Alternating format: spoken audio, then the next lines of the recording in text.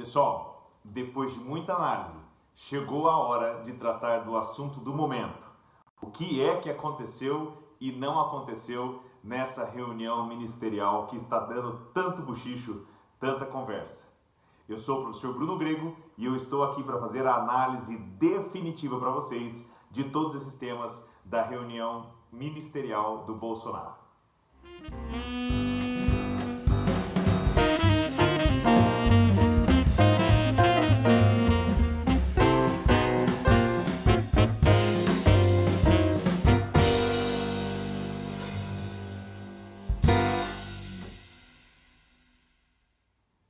Se você gostou do tema desse vídeo, se inscreva aqui no meu canal, dê um like no vídeo. Todas as segundas e sextas-feiras eu tenho um tema muito interessante para você em matéria de direito administrativo, direito do Estado, política, administração pública. Te vejo por aqui. Então vamos lá, pessoal. Questão premente, né? Quase que o meu vídeo de sexta-feira foi sobre isso, só não foi porque eu já tinha gravado o vídeo antes. A questão polêmica que está sendo discutida aí ao longo de todo o fim de semana, que é a reunião ministerial do Bolsonaro. Muito bem, gente. E aí, o que aconteceu de verdade? O que não aconteceu? Quais são os problemas? Quem que está certo? Quem que está errado? Quais são os posicionamentos?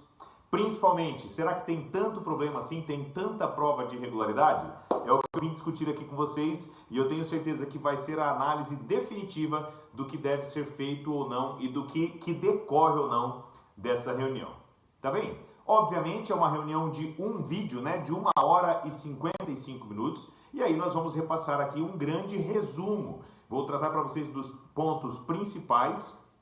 Quanto a isso, com certeza para vocês, não existe novidade nenhuma. Vocês já devem ter visto muita gente ter feito análises mais apaixonadas, menos apaixonadas. Qual é o meu papel? Passar uma análise que seja concreta, real, com fundamentos sobre o que aconteceu, o que não aconteceu e principalmente quais são as consequências jurídicas.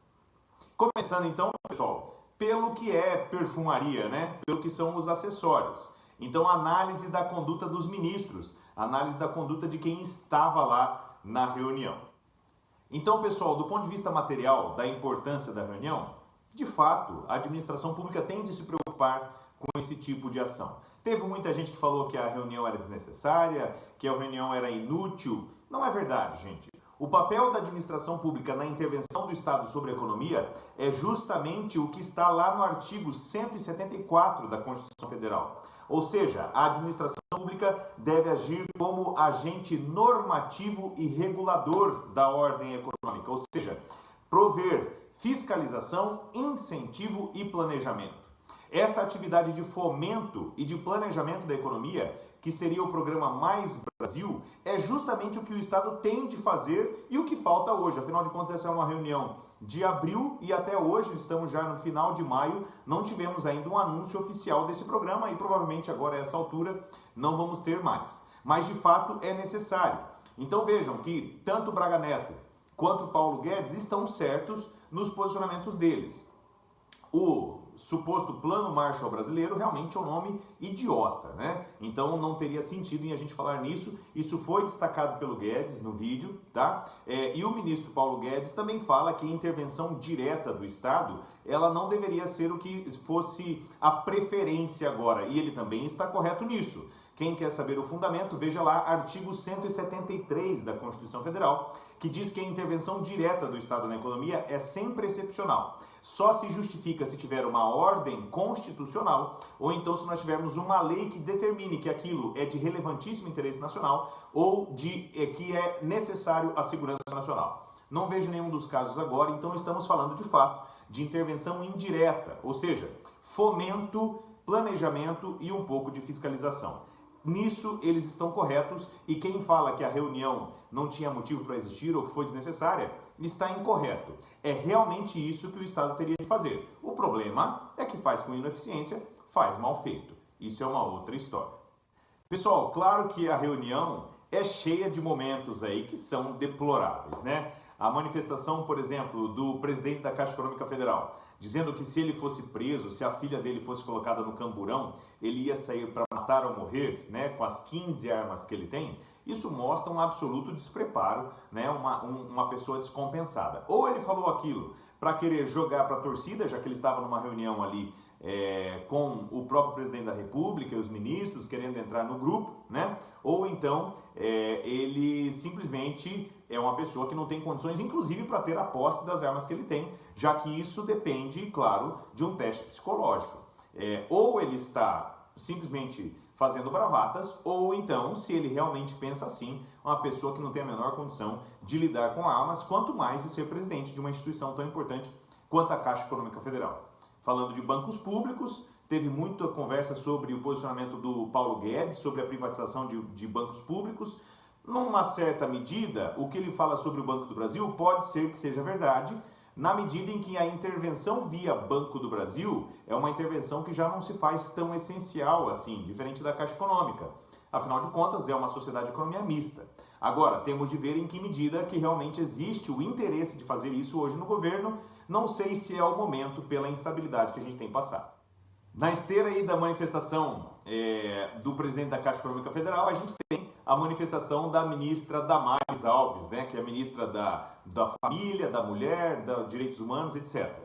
Ela disse que nós estamos vendo agora a maior violação dos direitos humanos nos últimos 30 anos, né? E que seria um absurdo o fato de os municípios estarem agindo para garantir aí o cumprimento das medidas sanitárias, né? Ela inclusive fala que quem está no governo ou está ou não está e tem que manter esses valores, dando recado até para o ministro da Saúde. Vejam, pessoal, obviamente um posicionamento extremamente equivocado, né? Os municípios e os estados estão simplesmente cumprindo um dever constitucional. Percebam que o artigo 196 da Constituição Federal, que eu já falei tanto nos vídeos aqui para vocês, é um dispositivo que expressamente determina que existe o dever da administração pública em garantir que haja, sim, a prevenção de doenças. Tá? Então é direito do cidadão e dever do Estado garantir políticas de prevenção à doença. E nenhuma política de prevenção da doença é mais óbvia do que nós estamos vendo agora, que é a quarentena. É uma medida drástica? Sim, mas como já foi dito na reunião, né, para situações drásticas precisamos de medidas drásticas. Não existiria, inclusive, qualquer motivo para aquilo que ela falou, impedido de prisão de prefeitos e governadores, gente. É evidente que, primeiro, não existe responsabilidade pessoal do prefeito e governador, já que estamos falando de um ato de Estado que ele praticou sem necessariamente má fé ou muito menos dolo, né? E segundo, essa medida de Estado é feita no exercício de competência. Se a medida tem algum exagero, se ela é desproporcional, o que pode acontecer em alguns casos, é óbvio, essa desproporcionalidade pode ser derrubada, inclusive judicialmente, o que não quer dizer que haja dolo, má fé, o que geraria uma responsabilidade pessoal de prefeitos e governadores. Na esteira aí das manifestações da ministra Damares, nós temos as manifestações do ministro da Educação, Abraham Weintraub. E aí o negócio fica doido mesmo, né? Então, de fato, o ministro tem um posicionamento que é muito peculiar. Pode-se ver que ele tem um posicionamento que é extremamente contaminado, né, por uma visão ideológica específica, e se vê principalmente que ele quer agradar o presidente da República com o seu posicionamento, o que não está nem certo nem errado, é um fato, né? Não sei se esse é o perfil que nós queremos de ministro, isso é uma outra coisa, mas é um fato que ele tem esse posicionamento. Muito do que ele fala ali, pessoal, sobre não querer ser escravo nesse país, tem muito desse negócio de nós e eles, dessa grande polarização que nós vemos na política hoje, tá? Nada de novo até aí. O que ele fala sobre a existência de somente um povo brasileiro, tecnicamente ele não está errado. Eu não diria que ele foi necessariamente preconceituoso, tá? E eu não diria que ele estava falando em termos de nação e povo, uma visão do ponto de vista jurídico e do ponto de vista político, que seria uma divisão aplicável, tá? No entanto, se você for ver tecnicamente, de fato, povo é o elemento de Estado, junto com território e soberania. Portanto, o povo é o povo brasileiro, são os cidadãos brasileiros, nisso ele não está errado. Agora, é fato que nós temos nações relacionadas com o povo brasileiro. Existe uma nação cigana, isso é um fato. Existe uma nação indígena, isso é um fato. Ele estava diferenciando povo de nação? Acho pouco provável que ele tenha esse conhecimento técnico. Agora, tecnicamente, não se pode dizer que ele esteja errado, o que não quer dizer que ele não foi inadequado em trazer nesse momento esse debate.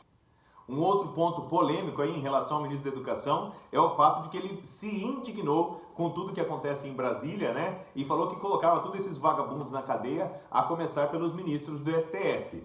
Vejam, gente, num primeiro momento, se ele não falasse de ninguém especificamente, eu diria que ele não está tão errado assim. Quem conhece as entranhas do poder sabe que tem muita coisa que a gente não imagina. E, de fato, existem muitos privilégios que acabam se estabelecendo na administração pública. Isso não é novidade para ninguém. Quem conhece Brasília vê que a nossa situação, do ponto de vista prático, é muito diferente do que a gente tem no sonho, né? Então eu sempre falo isso, principalmente para o estudante de direito, para a gente parar com essa noção idealizada de que existe o constituinte, originário, derivado. Essas figuras não existem. O que nós temos são pessoas agindo de alguma maneira. Onde que erra aqui o ministro da Educação? Ele erra ao se direcionar especificamente aos ministros do Supremo Tribunal Federal, né? Por quê? Quem diz que deveria ser preso, deve ser preso por algum motivo. Ele está sendo calunioso, ou seja, está acusando de um crime específico? Não me parece, tá? Mas teria algum crime aí contra a honra, porque se você diz que alguém deveria ter sido preso, é por algum motivo que não é boa conduta. Acho prova suficiente? Não, principalmente porque foi uma declaração que foi, apesar de uma reunião oficial, já vou falar sobre isso para vocês, mas é uma declaração um tanto dissociada aí de uma intenção de divulgação pública. Não existiria uma intenção de que isso seja uma comunicação pública, uma comunicação aberta para o público. A noção de estar sendo filmado ou não a reunião já é uma outra história, mas eu diria que aquilo tem um tom muito privado, muito de comunicação ali entre os ministros. E aí, pessoal, nós chegamos na manifestação do nosso presidente da República, né? Presidente Jair Bolsonaro, mostrando a que veio, né, gente? Vejam, tudo que foi prometido, em termos de nós termos uma prova contundente de crimes pelo Bolsonaro, apareceu? Não, já adianto isso para vocês. Eu vou fazer uma análise aqui ao final do vídeo, mas eu já digo para vocês que não apareceu, tá? Então vejam, qual é o problema aqui? O Bolsonaro foi filmado sendo Bolsonaro. Por isso que muita gente fala, o que não é novidade o que eu estou falando aqui, que esse vídeo, do ponto de vista do público do presidente Jair Bolsonaro, só reforça a imagem dele. Por quê? As pessoas votaram nele por ele ter essa postura, por ser uma pessoa que é irreverente, por ser uma pessoa que não é dada a formalidades, por ser uma pessoa que não respeita o que se chama aí de liturgia do cargo, né? Que não tem uma postura de homem de Estado. Isso é um fato. As pessoas se orgulham de ter votado nele por isso. Ou seja, isso reforça a imagem dele diante do grupo dele, diante do público dele. Então vejam, quando ele fala que não é para tentar mandar essa trozoba para o meu lado, né? Quando ele usa esse tipo de expressão, quando ele xinga governador de bosta, quando ele xinga prefeito de estrume, não sei se é nessa ordem, mas quando ele fala esse tipo de coisa, ele está tendo uma imagem que é uma postura de Estado? Não. Agora, precisava de um vídeo que foi filmado em portas fechadas no Palácio do Planalto para provar isso? Também não, né, gente? Ele fala isso em público, ele fala isso abertamente, ele tem declarações muito mais pesadas e muito mais inadequadas e que dariam muito mais motivo para impeachment, que é o que a gente vai discutir depois, do que essas declarações. Então essas declarações só mostram o Jair Bolsonaro sendo quem ele é, tá? E para muita gente isso é valor. Não quer dizer que seja para você ou para mim, mas para muita gente isso é valor, para muita gente isso é mostra de fibra. Então vejam que realmente não prejudica a imagem tão intensamente assim. Em alguns pontos, pessoal, inclusive ele está correto, né? Ao dizer que numa crise política ele não vai pôr o rabo entre as pernas, ele está certo, ele não está errado. Ao dizer que ele vai interferir no ministério, antes de falar da família, mas quando ele fala, eu vou interferir nos ministérios, gente, quem é que vê algum problema nisso? Né? De fato, o que acontece? O ministro é um cargo de livre nomeação e exoneração. Ou seja, ele pode trocar o ministro conforme ele entenda que está correto? Mais uma vez, vou falar mais para frente para vocês. Isso não pode ser um ato com desvio de finalidade, isso é uma outra história, tá? Mas num primeiro momento, não existe irregularidade nesse sentido. A gente tem que ser muito claro, porque senão, se a gente banaliza as irregularidades, se nós banalizamos as análises, dizendo que tudo está irregular, aí se tudo é irregular, então nada é irregular mais. Temos que cuidar com os termos que a gente utiliza. Na fala do Jair Bolsonaro ainda existem vários posicionamentos que o reforçam perante o povo. E aí que está o erro estratégico de quem é contra ele em divulgar o vídeo, né? Ele criticando fortemente que não deve ser botado algemas no povo, né? Dizendo que nosso povo está sendo humilhado, né? Defendendo que haja o retorno à atividade econômica independentemente de quarentena. Isso reforça a imagem dele de um presidente da República que está lutando pelo povo. Não quer dizer que a luta dele esteja correta, mas politicamente as pessoas têm que ter um pouco mais dessa visão, né? Uma visão estratégica que principalmente ao ex-ministro da Justiça a gente vê que tem faltado. Então o que eu vejo aqui é um grande erro estratégico nessa medida, tá? Agora, é óbvio que tem condutas aqui do Bolsonaro que são um tanto irregulares, indicam irregularidades, tá? Por exemplo, quando ele fala de ignorar a imprensa, isso não é uma irregularidade. Quando ele fala que ele tem que ter informações, isso não é irregularidade. Gente, ele é o presidente da República. É óbvio que ele tem informações. Agora, quando ele demonstra que a finalidade para receber essas informações seria evitar de foder, desculpem o termo, mas é o termo que ele utilizou, de ferrar a família dele ou os amigos dele, e que teria que trocar alguém lá da ponta para que ele não tivesse esses problemas, isso é um indício, não prova. Isso é um indício de que haveria um desvio de finalidade nessas trocas de pessoal para que não tivesse investigações contra a família dele e contra amigos dele no Rio de Janeiro. Mais uma vez, isso é indício. Isso não é suficiente para falar sobre irregularidade, tá?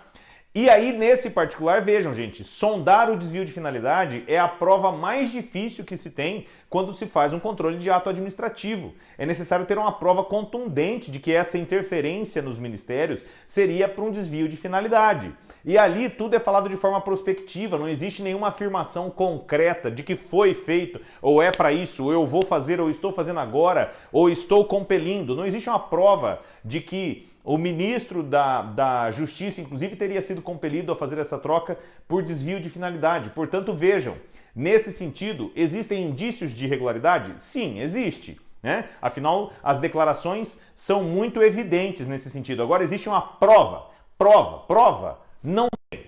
Prova não tem. O vídeo entrega o que ele promete? Não entrega. Todo mundo diz que sim ou que não. A verdade que eu digo para vocês juridicamente é que não. Qual é a maior irregularidade que nós vemos? Não tem nada a ver com questão de ministro da Justiça.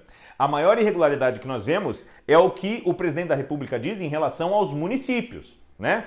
Não estou falando aqui de xingar prefeito de bosta ou xingar governador de estrume. Desculpem o palavreado, isso aqui é uma citação literal, né? Pode ser que esteja invertido, mas foi o que o presidente falou.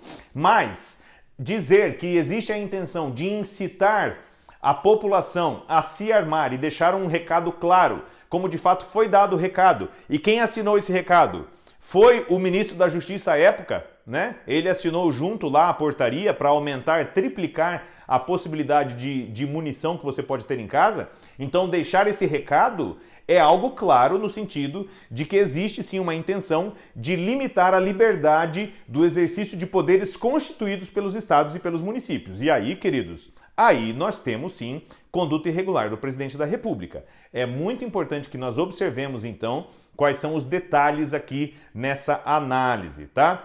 Assim como é difícil fazer uma análise na questão anterior, lá da intervenção nos ministérios, é difícil fazer uma análise aqui de desvio de finalidade. No entanto, aqui existe uma declaração de intenção do presidente da República. Então, de fato, aqui nós temos sim prova que se reúne com outras provas de desvio de finalidade. Por quê? Claramente o presidente da República tem a intenção e agiu assim por suas declarações públicas, não como essa, mas outras que são abertas para a imprensa e declarações oficiais, existe a finalidade do presidente da República em intervir diretamente para impedir que estados e municípios exerçam os poderes constitucionalmente sob sua competência. E aí, nesse caso, existe sim crime de responsabilidade.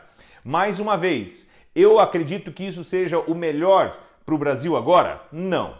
Eu vejo que nós temos que buscar a estabilidade. O Estado vem para nos trazer estabilidade. E essa estabilidade está completamente perdida agora. Foi uma análise que eu fiz num vídeo para vocês aí durante essa semana. Então, claro, gente, que não é momento para ter impeachment. Agora, se o próprio presidente da República não me ajuda nesse argumento, nós estamos diante de uma crise, né? Qual será a solução? Não sei. Precisamos mudar os rumos. Mas, claramente, tanto nos termos da Constituição quanto nos termos da lei de crimes de responsabilidade do presidente da República, existe uma conduta do presidente da República que visa a impedir o livre exercício das competências dos estados e dos municípios. E nesse sentido, aí sim, existe crime de responsabilidade. O vídeo entrega tudo que prometia? Não, gente. O vídeo mostra alguma novidade? Também não. Tudo isso que eu falei para vocês, que são as principais condutas supostamente irregulares, já tinham sido objeto de declaração pública há tempos e seria desnecessário. É mais um passo, um ato falho, né? Uma falha estratégica, inclusive do ex-ministro da Justiça.